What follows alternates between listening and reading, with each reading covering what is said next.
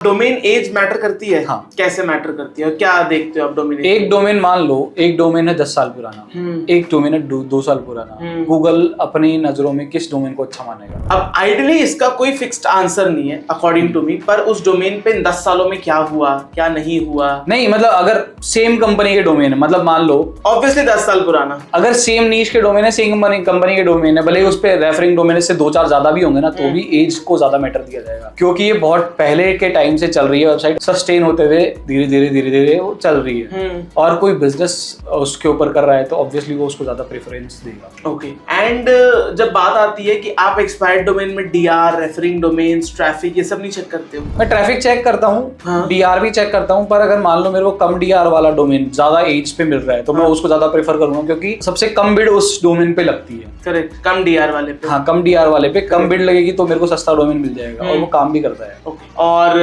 Referring domains कितने लेते हो मिनिमम? ऐसा कोई फिक्स नहीं है, पर अगर 10-15 भी है तो मेरा काम निकल जाएगा।